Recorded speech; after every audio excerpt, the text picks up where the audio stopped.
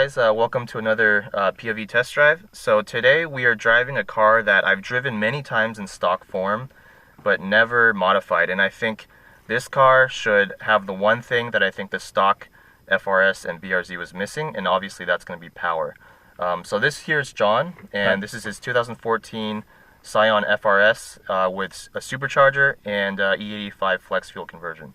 So do you want to add a few things about the car? Yeah, I bought this this car as a replacement for a 2013 10 Series that I unfortunately totaled. That was basically a stock car. Once the insurance paid that one off, I bought this one with the supercharger on it already. And just the supercharger alone, it added just that perfect amount of power that the car's missing. And then once I got a taste of that power, I wanted more, so I went flex fuel on it. So how much power do you think you're making at the wheels right now? Based off other guys that had the same setup, it's around 280 to 290 to the wheels. Okay. So that's like close to what, 340, 350 at the crank? It's like 330, 335, 340, okay. Somewhere in there. So that's actually more power than I was hoping this car would have. You know, after I test drove the stock one, I felt if it had just another 40 to 50 horsepower, then it would be perfect. But this one's got a whopping like 140 or so crank horsepower more than stock. And in terms of, you know, your other modifications, you've got lowering springs, stock wheels and tires, right? Yeah, stock wheels and tires for now. That's next on the list because the stock 215s don't handle boost very well. Oh yeah, so I was just driving it, you know, on maybe 30% throttle earlier, and I can already see the traction control light flickering. So what else do you have on here? You got the short shifter? I've got a short shifter. I've got lightened pulleys. Like I said, a flex fuel kit, which had bigger fuel injectors and a bigger fuel pump. And then next on the list, I have a clutch and lightened flywheel. I'm buying the 12 PSI pulley for the Jackson Racing kit instead of the 8 PSI it comes with normally. And then wheels and tires, like we said earlier. Then you got the intake headers and exhaust. Right? Yeah, well, intake is part of the supercharger kit, but it has a catless UEL header from Tomei. It's got an overpipe, high flow cat downpipe, and the NVIDIA N1 exhaust. If you're not familiar with that, those few modifications that you just mentioned, all of those things combined make this car a very loud car, and in fact, it drones quite a bit on the highway. But since it's not your daily driver, it doesn't really matter, right? Yeah, exactly. And in a moment, you'll see just how loud this thing is when we really get on the power. Yeah, the cold startup on this thing is horrendous. It's wicked loud. Yeah. Pisses all my neighbors off, so I don't really, start it up early in the morning if I don't have to. Yeah. But yeah, this should be fun. And by the way, guys, this is a new road, Mines Road. So I specifically chose this road for this car because the road that I normally film on, which is Felter Road down in Milpitas, it's fun, but it's a little bit too technical for a car that doesn't have much grip because this one's on stock tires and has this much power. This one's got more, long sweepers and straights. So let's take it for a drive and see how it does. Alright, so first things first, the driving position is just as incredible as I remember it from when I drove the Subaru BRZ several months ago. For a front-engine car, I don't think the driving position can get much better because, in a mid-engine car like my NSX, you've got the benefit that there's no engine up front, so you get a very low sloping roof hood line. But in this car, you almost feel like you're sitting in a mid-engine car because you're sitting so low.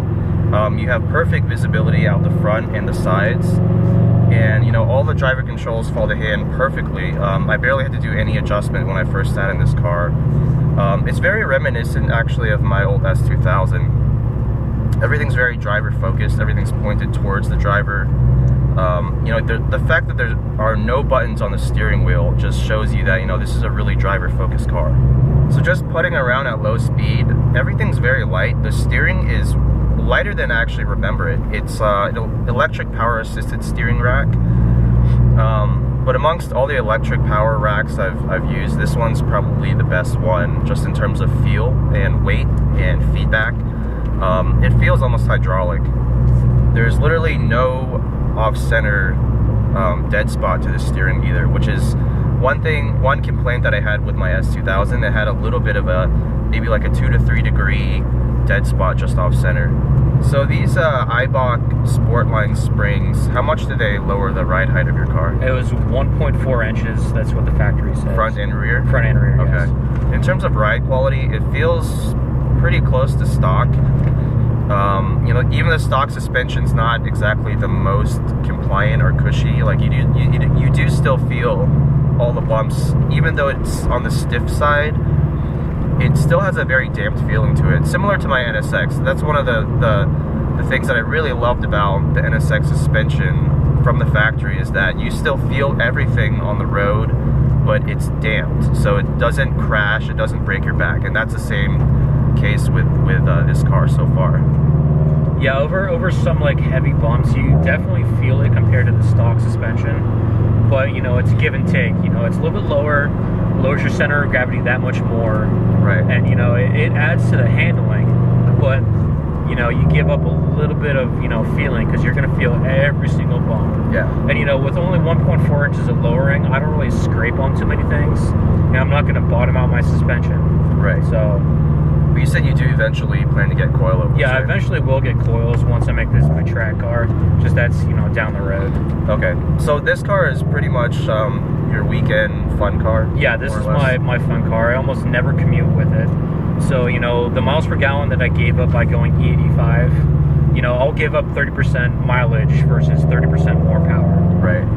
And just based on the fuel prices that we've been looking at today, you know, you can get 91 octane here in California for around maybe 260 to 270 a gallon. Yeah, depending on your locations. Right. Like from there up to like over $3 a gallon. Over $3. And then whereas E85 is right around $2 a gallon. Yeah, today we paid $1.99 in was that Fremont? In Fremont, in right? Fremont, $1.99 a gallon for E85, and then myself, I fill up in Berkeley, and I got gas yesterday for $1.99. And then, you know, the last month has been $1.99. Before that, it was $2.09. Before that, it was $2.19. So you're still saving like a legitimate amount of money per gallon. Right. But you're giving up that little bit of fuel mileage. Yeah, so it's definitely give or take. So you lose maybe you save maybe 25% per gallon, but then you lose maybe 25 to 30% in fuel economy. So you net out around the same. Yeah, it basically balances out. You lose fuel economy, but you pay less for fuel and you get a lot more power. A lot more power, yeah. And you do have a flex fuel system as well, so you can put 91 octane in there along with the E85. You'll lose a little bit of power, gain a little bit of fuel economy. Exactly. It gives you a lot more flexibility when you're, you know, driving long distances. Yeah. So if I'm going on a road trip and there's no flex fuel anywhere to be found, I can just go to a station, put 91, and it's going to run perfectly fine. It's going to have a little bit less power, but it's going to gain that miles per gallon back. Yeah. So having that flexibility is really what makes flex fuel so great. Yeah, and you know, a lot of guys, they'll do an E85 tin where it's E85 specific, and then if they have to fill up with 91, they have to, you know, reflash their open flash tablet or whatever and completely system empty out their tank. Yeah, whereas I have the flexibility of, you know, hey, no E85, it's still going to run perfectly fine. Yeah. So other impressions at low speed, you know, at low RPMs, the car feels pretty much stock. Good throttle response. Not much grunt, below around 3,500 RPMs, but you do get a lot of engine sound, and it's that distinctive boxer rumble that you get whenever you have those unequal length headers on there. You know, I like where it is now. It's obnoxiously loud, and you know, it does drone. You know, a long trip, your ears are gonna be buzzing afterwards. Yeah. But it's a sound that you can't match, and it just invokes just a feeling, like you were saying, it's like a shiver up your spine. Yeah. Just hearing that rumble, you know, all the time. Yeah, it's a great sound when you're really trying to push the car, so.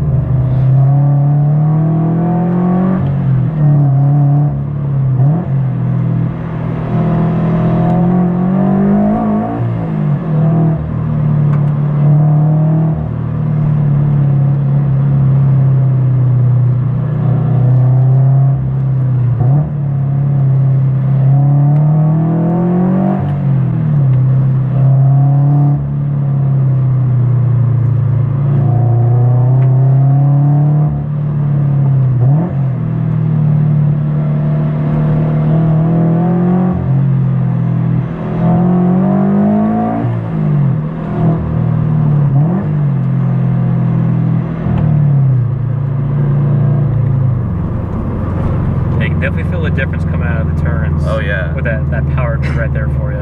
Yeah, so impressions after driving the car hard for a little bit.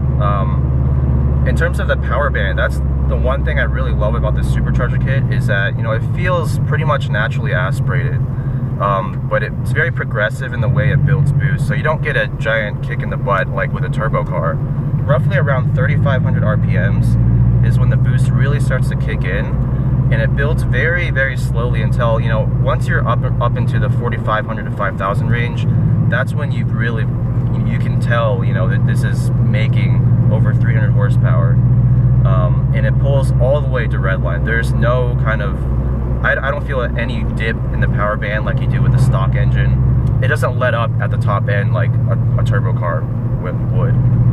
Yeah, it's really linear on the boost. You know, you're putting around town. If you're not you know, shifting over 3,000 RPMs, you're never really gonna feel it. Yeah. And then around like 3,500, like you were saying, that's when you can really start feeling the boost going, and you can actually hear the supercharger start whining around that time. Yeah. And like you said, you know, from 3,500 to 7,500, that entire range right there, it's just boost. Yeah, it's all usable power, which is something you don't really get with a turbo. With a turbo, you get kind of the mid-range, well, with a smaller turbo at least, and then on either end of that, you've got pretty much nothing. Whereas this one, once you get up to 3,500 RPMs, you have that whole extra 4,000 RPMs to play with. The chassis itself feels very, very light, so you can flick it into a corner, and the car will react the way you expect it to. Yeah, absolutely. I mean, you can feel like some chassis flex, but it's very predictable. Like, once you get to drive this car for a while, and you learn like the dynamics of like the handling on it, I mean, you get really confident really quickly with how the car feels and how it handles. Yeah, the brakes also for stock brakes feel totally adequate, at least for canyon driving. And again, that's because the car is so light. You don't really need monster carbon ceramic brakes for a car that weighs 2,700 pounds. And heel towing in this car is an absolute cinch. Like the pedal layout is just perfect for heel toe. The shifter, of course, is very good. With the short throw shifter you have on here, it does feel a little shorter than stock, but honestly, it's not a huge difference, I would say. The stock shifter was already very good, very notchy, very precise. The one thing this car really needs, though, is tires. I mean, I can feel, even at 30% throttle, when I'm really on boost and around 4,000 to 5,000 RPMs, it really starts to get squirrely. And obviously, I've got traction control on, but even then, you know, I can feel that rear end just trying to step out, and the computer's having to hold it back. Yeah, that's something that's in the works. You know, the stock, basically Prius tires. I mean, it's a 215 tire. It's not what a Michelin Primacy. Yeah, tire? Michelin Primacy HP. Okay. Yeah, it's not wide enough for what this car can do, and it doesn't grip how another, you know, aftermarket tire will grip. Yeah. So my plan is to get some 17x9 rims. The ones I'm getting, I'm buying off a buddy of mine used, and they're 235s, which is not what I would want. I would want 245s, but okay, you know, instead of buying brand new and paying twice the cost, you know, I'm going used. Yeah, I mean, and once those tires run out, you can just get a absolutely 245s anyways. Yeah, my plan is to run some 245 40R17, the Michelin Pilot Super Sports. I knew you were going to say that. And those are just perfect tires for this platform. They're the perfect street tire, in my opinion. Yeah, and it's a 300 tread wear, and it's a AAA rated, so, you know, it's got really good wear, but at the same time it has amazing traction and grip on it. Yeah, definitely. And I understand the concept of why Toyota decided to put, you know, these tires on here is because for drivers who like not just going fast and outright grip, but, you know, having fun, playing with the limits of the car, having lower grip tires is a great learning tool to kind of let you feel the inherent balance of the chassis, being able to play with oversteer. But then once you've really, I feel like once you've really advanced to the next level as a driver, that's when you're really going to start wanting higher limits to play with, and that's where you need those better tires on there. Yeah, absolutely. When I first got my, the first one I had, the 10 series, the stock tires on it, you know, learning on that, I only had the car for a month before I wrecked it, but you really learn the limits of the car, and you start to feel when those tires start, you know, losing grip, and you can really learn a lot about the car and what it can really do before you throw any extra parts on it. So let's do one more quick run up here while there's no cyclists.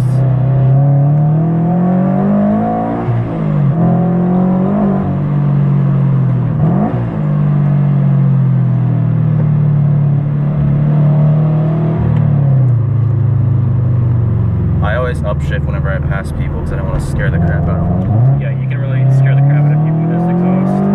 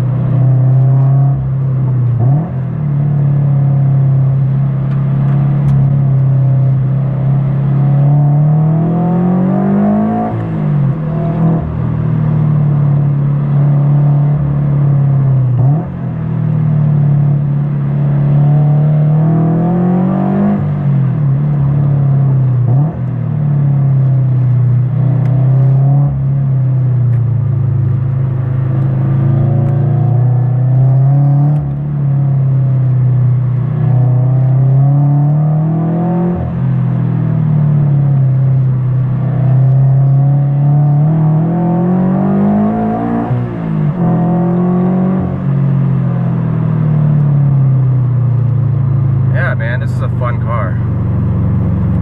So the one other thing that besides the tires, I think, you know, obviously getting better tires, especially at the rear, would help a lot with the traction issue. Now, I know this car has a Torsen LSD in the back, stock. I feel like once you get those better tires, because you have so much power, especially, you know, once you upgrade, you said you're going to upgrade the pulley. Yeah, go to the 12 PSI pulley. Yeah, so then you'll be closer to maybe like 350 to 380 at the crank. At that point, I feel like the differential is gonna start becoming maybe one of the weaker points of the car. Because right now, it's perfect for like a 1.5 way. Yeah, I mean, right now I can already feel the differential is kind of fighting just to keep the rear planted. Again, that could be due to the tires, and I'm sure it is largely due to the tires. But just hypothetically speaking, I think the differential could use an upgrade at some point. Yeah, especially if you take it to the track. Yeah, it's got really good diff from the factory. You know, with factory power, it works phenomenal. You can't really question it. But once you start, you know, with any car, once you start modifying stuff, there's other parts that eventually are just not going to perform to the same level of what the vehicle is at. Yeah. And I made the comparison of a stock BRZ to an S2000 before, and what I basically concluded at the end of that was, if the BRZ had the engine in the S2000, it would be as good or better to drive than the S2000.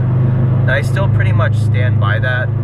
I think with this particular car, it's no longer at a level where you can really compare it apples to apples with an S2000, because it's got roughly 100 horsepower more at the crank. So it's a very different experience. You can't be full throttle kind of everywhere the way you can with an S2000. You have to be a lot more mindful of how much throttle input you give this car once you get the boost kicked in.